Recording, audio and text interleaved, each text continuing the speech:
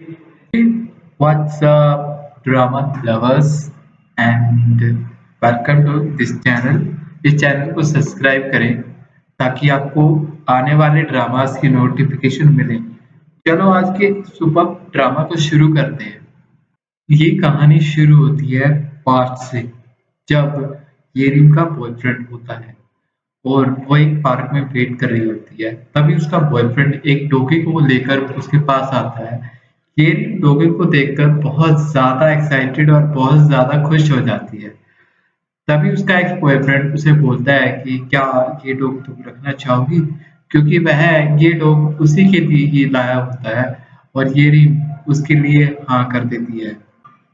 Next scene में urine एक जगह पे अकेली बैठी होती है। तभी उसके पास एक डॉगी आता है। वो उस डॉगी को देख के खुश होती है। उस डॉगी के पीठ पर एक बैग बंधा होता है जिसमें से एक छोटा सा बॉक्स रखा होता है।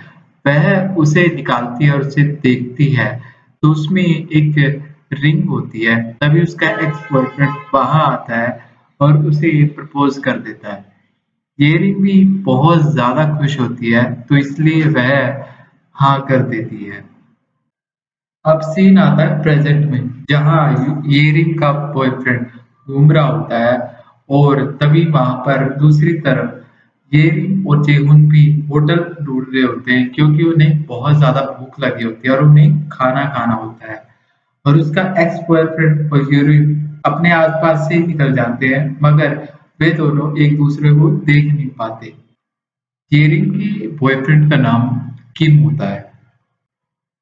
वह अपने असिस्टेंट के पास जाता है और उसका असिस्टेंट उसका वेलकम करता है क्योंकि वह 3 साल से न्यूयॉर्क में काम कर रहा था और आज वह कोरिया वापस लौट आया है। फिर किम और उसका असिस्टेंट अंदर चले जाते हैं।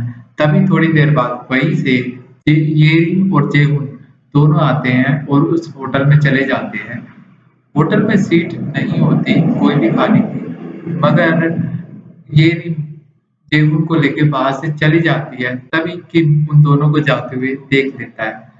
वो उनके पीछे पीछे बाहर आता है, मगर बाहर आने के बाद वे दोनों उसको नहीं दिखते क्योंकि वे दोनों खाना खाने के लिए दूसरे होटल में चले जाते हैं।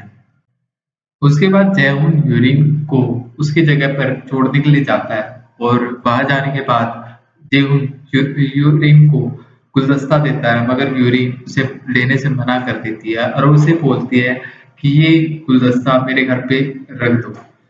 तभी तभी जैहुन अपनी कार से घर जाता है। काफी रात हो जाती है और वह येरिन के घर पे जाता है, गुलदस्ता रखता है और वहाँ की सारी चीजों को सेट करने लगता है।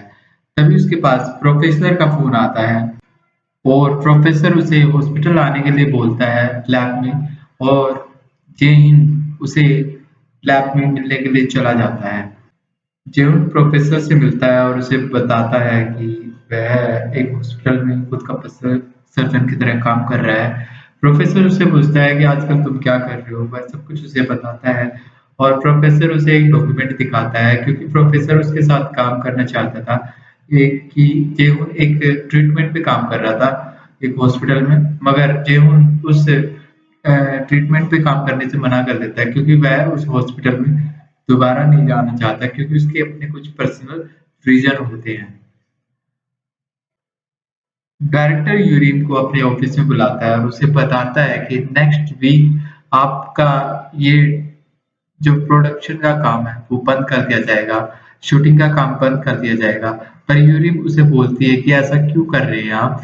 मेरे साथ बहुत सारे स्टाफ है जिनका घर इसी से चलता है, मगर और इस कारण येरिन बहुत ज्यादा परेशान हो जाती है।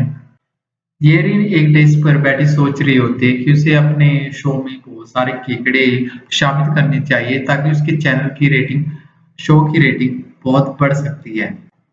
दूसरी तरफ जाम अपने क्लिनिक में बैठा होता है। तभी उसके पास एक लड़की आती है।